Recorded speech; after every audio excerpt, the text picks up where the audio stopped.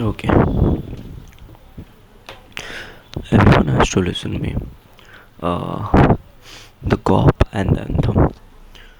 So basically, here the cop and the anthem.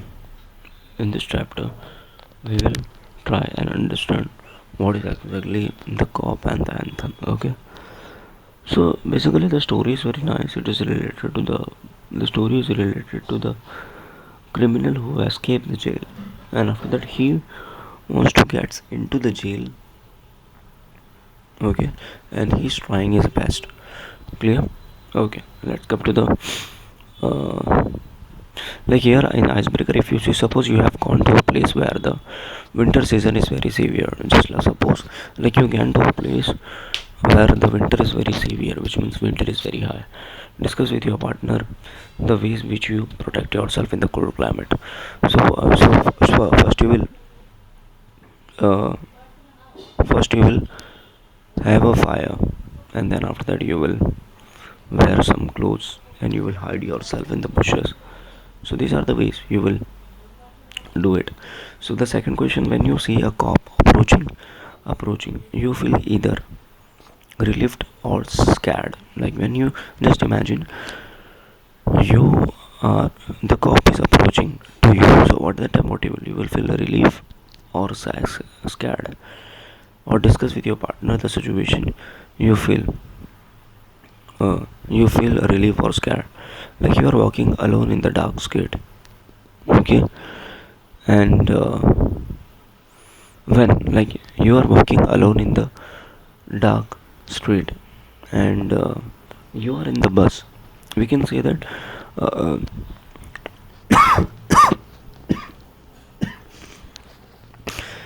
we are in the bus when no one is sitting around us, only the driver are there. So the scared in front of the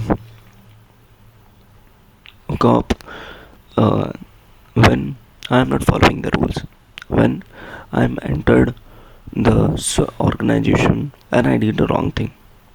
So at that time there is a chances, like when you didn't pay the ticket. Clear? Discuss some of the motivating things that can change a person's life. Okay, what kind of motivating things that can change a person's life? The one is listening to inspiring me, listening to the music, and reading the books, reading to the autobiographical book. And the third one, we can say the self uh, self talk is very important. Self talk, a person has to talk with themselves. Now let's come to the very interesting chapter, which is our the cop and the anthem. Okay, so here it is, the O Henry. So say, like, his name is William Sidney Potter. So the name of the poet, sorry, the name of the writer is William Sidney Potter. On and William Sidney Potter, he is an American writer, American writer, and is better known as pen name O. Henry. So the name of the writer is William Sidney Potter, and his pen name is uh, the O. Henry, and he was a voracious reader since childhood. So from his childhood, he was a very voracious reader. He was a very good reader, and he started a humans. Okay, he started a humorous weekly, the Rolling Stone. He started a humorous. He started a one weekly, the Rolling Stone, and when the venture failed, he joined the Houston Post as a reporter, columnist, and occasional cartoonist. So basically, he started his own venture and the Rolling Stone, and it was well, it was collapsed. Then he joined the Houston Post as a reporter, as a columnist, as a reporter. He's doing a reporter as a columnist, means writing, and as a cartoonist. Clear? Okay, William Sidney Potter is an American writer, and his pen name is O. Henry. and he started his own venture, the Rolling Stone, and when it was collapsed, he joined the Houston Post as a columnist, as a reporter, and as a cartoonist. Clear? Now, the story, mm, the story, Cop and the Anthem. The story, Cop and the Anthem, is one of the O. Henry well-known stories. So, what we are going to read now, it is one of the most well-known stories of the William Sidney Portner. To describe his style of writing, his style of writing, people have often used the term "smile with tears," which implies his twisted way of thoughts and ending in almost every story.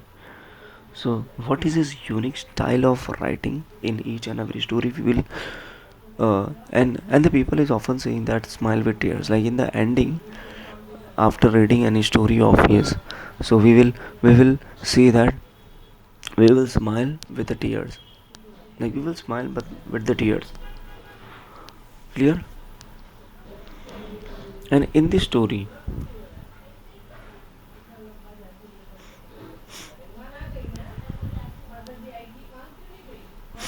in this story the main character Soapy. In this story, who is the main character? In this story, the main character Soapy, a vagabond and a person with criminal background. Okay. In this story is all about, and it is a well-known story. Okay. And in this story, the character, the Soapy, a vagabond, a criminal background, he makes a different plans to re-enter the prison. Re-enter, which means he already was a prison and he is making a different plans to re-enter the prison, and he has no shelter, to protect himself from the severe winter. The story end in an unexpected way. So this story and so till now understood the a character in this story. The name is Soapy and is from criminal background.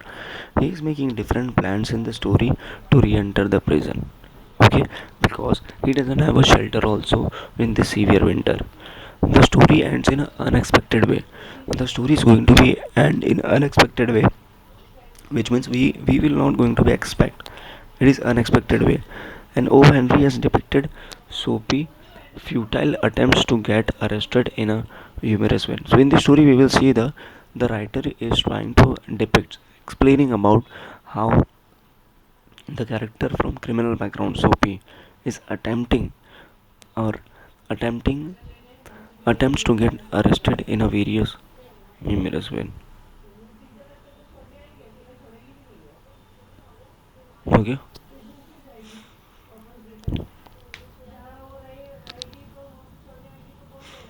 The cop,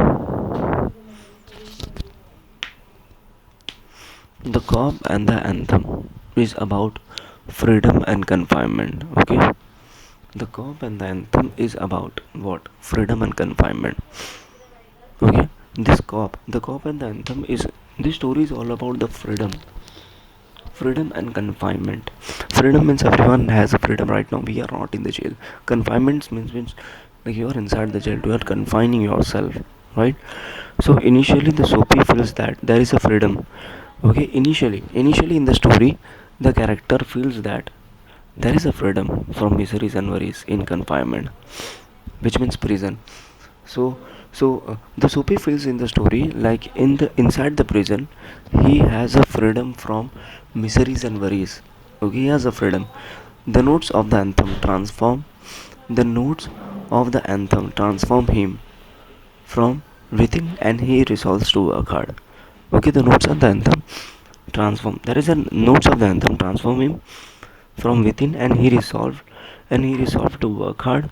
And Soapy faces the irony of fate as the moment he realizes the real freedom lies in a virtuous life, and he is taken into confinement. Okay, and he is taken into confinement. So basically, the first in the story, the Soapy feels that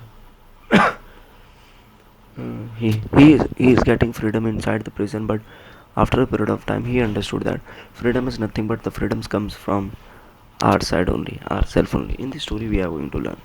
Till now everyone understood. Okay, let's come to the cop and anthem now. Okay, one by one we will going to read and we will try and understand what is exactly explaining. Clear? Let's start. The Soapy, a character.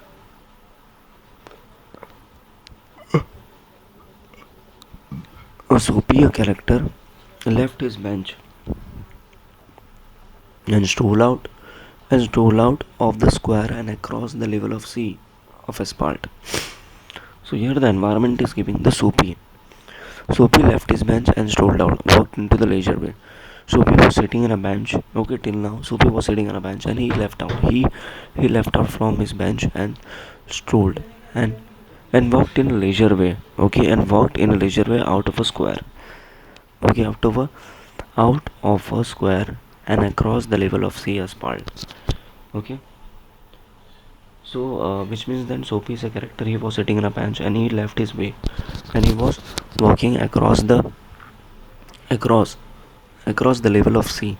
Across, he was walking very very leisure way, very normally he was walking, and he was going towards the uh, where Broadway and Fifth Avenue flow together. Okay, so he's walking on the sea, on the bridge where the Broadway and Fifth Avenue flow together. Okay, in the above the sea of asphalt, where two seas are connected, Broadway and Fifth Avenue.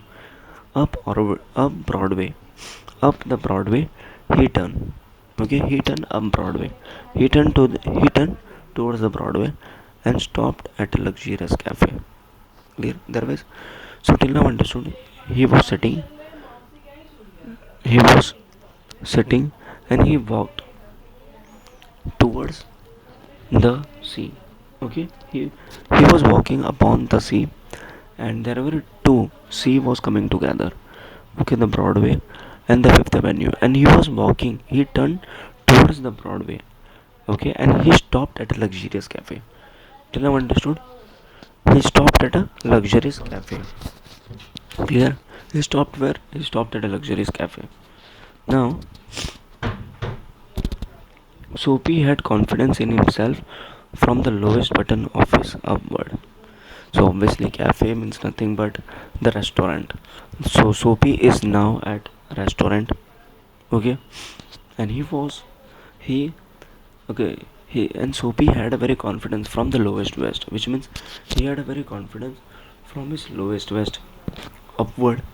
Like he was very confident, and he was shaven, and his coat was trim, and his knit. He was totally shaven, which means his beard was shaven, and he was totally neat and clean. Okay, he was trim. The black bow and the black bow had been presented to him, a lady missionary, on Thanksgiving Day. Okay, Thanksgiving Day. So if only he could reach a table in the restaurant unsuspected, success would be his. Okay, unsuspected success would be his. So basically now the writer is saying that Soapy already reached to the hotel, which means out near the restaurant. So he was very confident. He was totally shaven. He was trimmed. Okay, he is wearing a coat. So he is thinking that he thought like the only way to reach to reach inside the table of the restaurant in an unsuspected way. He thought that. Okay, on Thanksgiving Day, if success would be his. Okay, so the portion of him that would show above the table would raise the portion of him, the portion which means the half portion of me that would uh, that show above the table would raise no doubt in the waiter's mind. So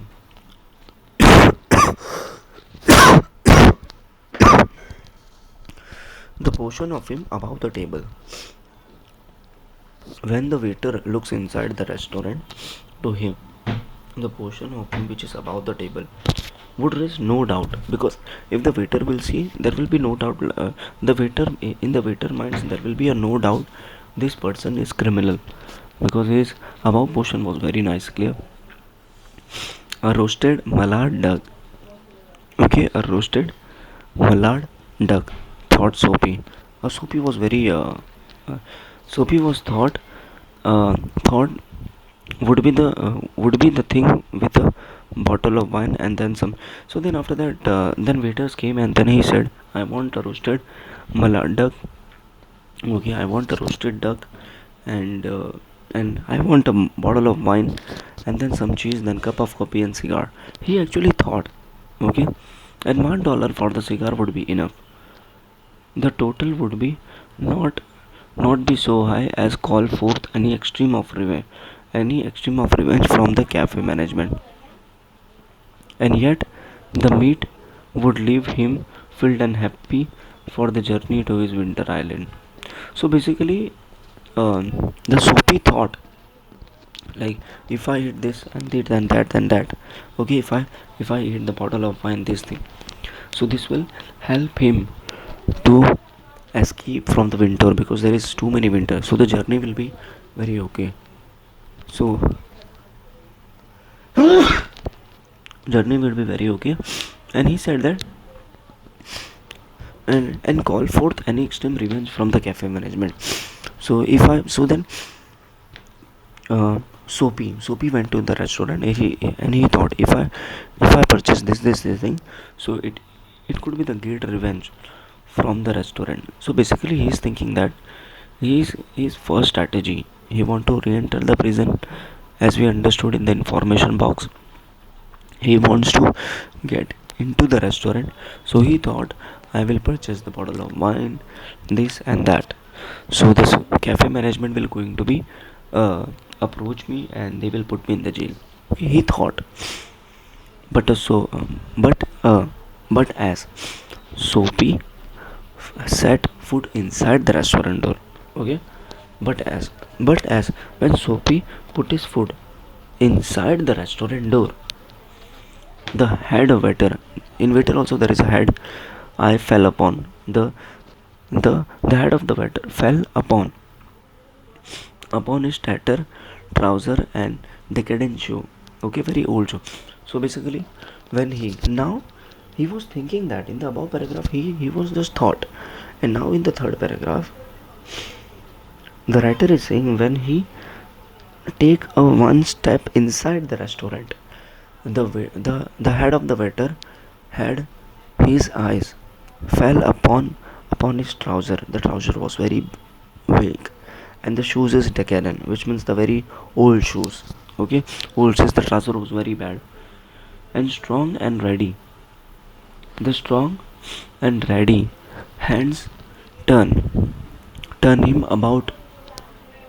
The strong and ready hands turn him about and convey him silence and haste to the sidewalk, and averted the dishonorable fate of the Minas Malad. Okay, Minas Malad. Okay, the Minas Malad. So basically, when he looked at him, when he looked at the waiter, so strong and ready hands. So the strong and ready hands turn him, the strong and ready hands turn him to get directly go straight and sit on the table. Okay, Minak Malad. Soapy turned off was turn him about and convey him in silence, hasted to the sidewalk and awaited ignoble fate and Minak Malad. And Soapy turned off Broadway, and it seemed that his route is coveted island was not ambitious. So basically, when he so in short, here the writer is trying to say that he decided to go inside the restaurant, but he suddenly, when the waiter, uh, when the waiter gives a very strong look, so he takes his a sidewalk. He decided, like, no, I don't want to go inside. Forgot about the Minak and all. Clear? Then Soapy turned off Broadway. So turned towards the Broadway, and then he was decided, okay, let's go to the opposite side of the Broadway. It seemed that his route to the coveted island was not to be an easy one. Okay, So it seems that whatever route he is saying, it was greatly desire island was not to be an easy one. Some other way of entering the some other way to entering the border place between the heaven and hell. Entering the border place into the limbo must be devised. So basically, whatever wherever he is going, even he don't know where he is going. So here they are explaining. The writer is explaining us. He was into the mid of the heaven and hell road. Okay, heaven and hell road, and then at a corner of Sixth Avenue, electric lights, electric lights and cunningly displayed wares behind the plate glass made a shop window attractive. Okay, so then he went to the Sixth Avenue. Okay, Sixth Avenue there is a electric. Okay, Sixth Avenue electric lights and cunningly displayed wares wares behind the plate glass. Okay, there were behind the plate glass there were electric lights was there. Okay, in the one shop, and windows are very attractive. Okay, when he went, so there was a one shop, and inside the shop behind the plate glass there is a attractive electric lights are there, and the window was very attractive. The Soapy took a stone and dashed it. Then Soapy what did? Soapy took a stone and then dashed it through the glass. Okay, which means threw it to the glass. So Soapy took a stone and threw it to the glass. Clear? And why he is doing this? Because he want to get re-enter the prison. And then people came running around the corner. The policeman in the lead. So people coming around the corner. Obviously, the Soapy had thrown the stone inside the shop. Then people also there, they came around the corner, and there was a police in the lead, like police in the front, like police came first. Soapy stood, and now the Soapy was standing still with his hand in his pocket. He was very standing in a cool hand in his pocket and smiled at the sight of brass button. And he was smiling. He was very comfortable that police came, so he thought that now he will going to protect me. Where's the man? An officer said, very inquired in a nervous manner, in a trouble or in a trouble. Where's the man done that? Like where is the man who does this? So the police officer asked. Then after that, our Soapy is said that, don't you think that I might have had something to do with it? With a friendly voice as one the great's good fortune. So in a friendly manner, the Soapy said that, don't you think that I might have had something to do with it? Okay. Then the police refused to accept because he said that like he is the one he had done. Then policemen refused to accept Soapy even as a clue. Okay. The police has refused to accept the Soapy even as a clue. Clear? And then the man who smashed windows do not remain chat with the police. They take to their hills. Okay. So basically here the policeman is refused to accept. Why? Because policeman said that the policeman, obviously whichever people are committing a crime, they are running away. Okay, they are running away.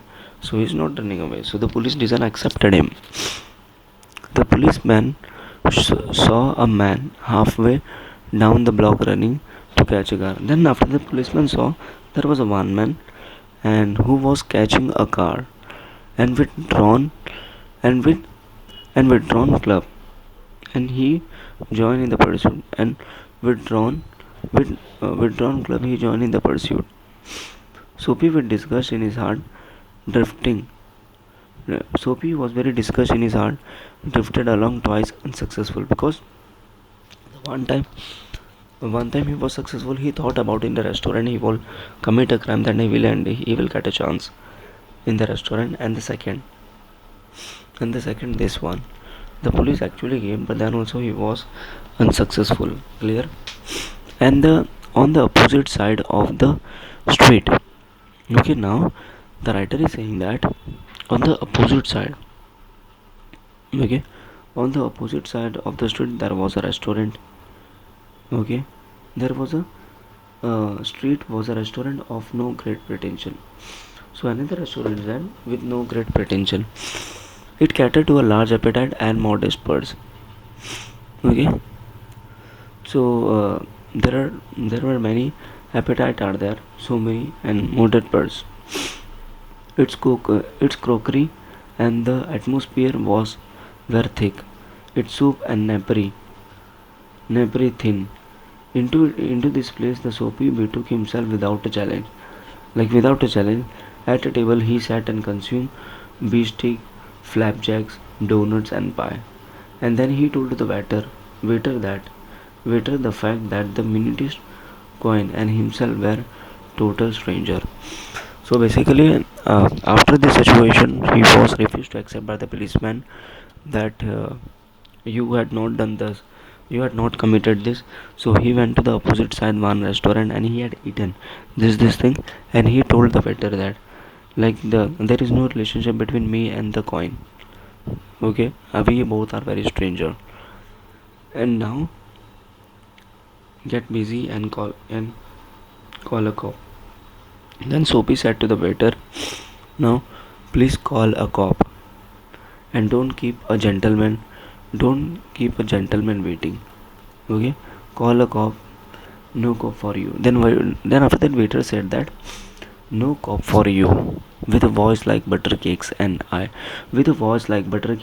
eyes like the cherry in the Manthan cocktail. So basically, then the waiter said, "No cops for you," because because uh, because the Soapy has already eaten, and he said, "Call the cop." And and why? And first of all, why he is doing? Because he wants to go inside the prison, so he's doing anything, right? Then after that, waiter said, "No cops for you," with a voice like butter cake, the butter cake voice, and the eyes like cherry in the Manhattan cocktail. Okay, hey cop, hey con, nearly upon his left ear. Okay,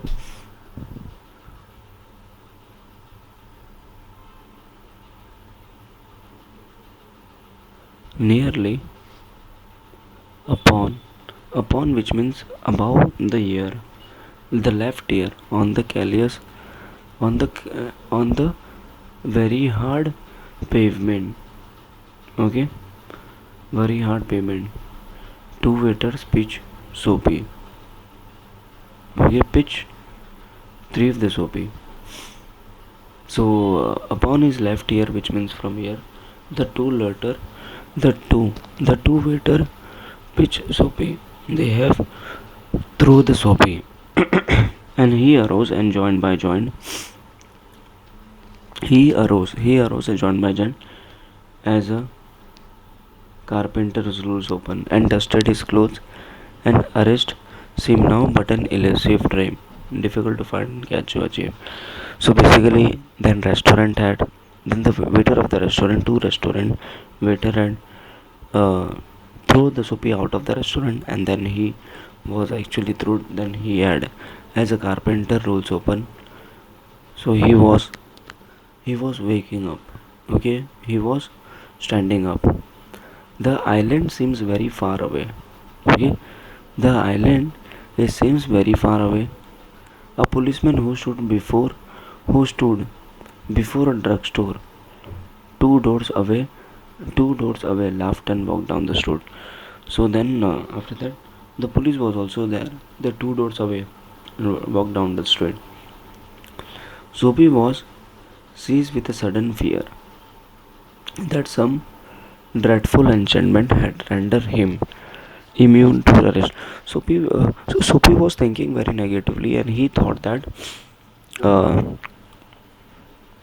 like a dreadful enchantment had rendered him and had made him to immune from the arrest, because he is not arresting only, he is doing so many bad things, but then also he is not arresting, and he was in a state of panic. He was very worried. He was panic. And when he come up to the another policeman laughing, when he come to the another policeman laughing, sorry, lounging, lounging friendly in front of a glittering theater. So then he came to the another policeman, and this policeman was uh, next to the theater, and he caught at the immediate straw of disorderly conduct. Okay, so disorderly conduct. So he caught the one person, like he decided that I will commit a crime now, and there is a policeman also. He was going to be arrested, and then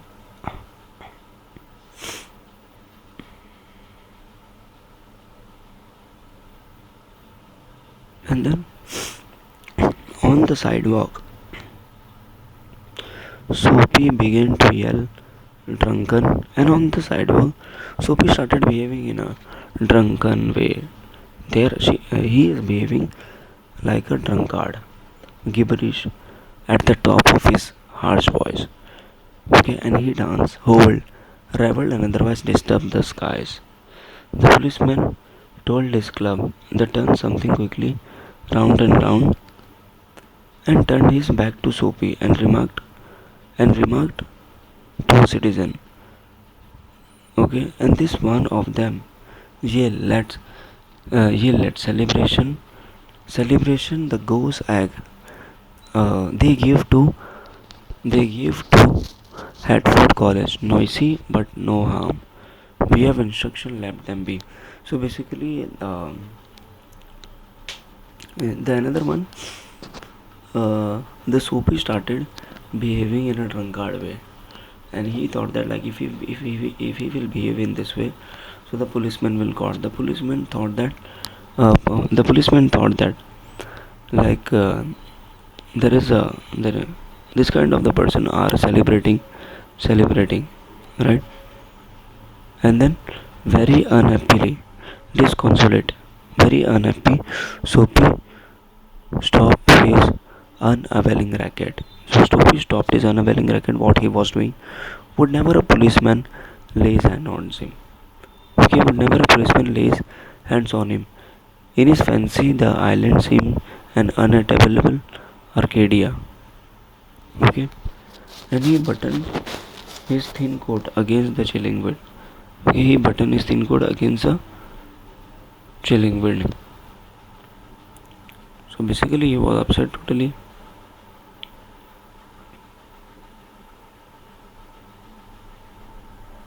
I am stopping here.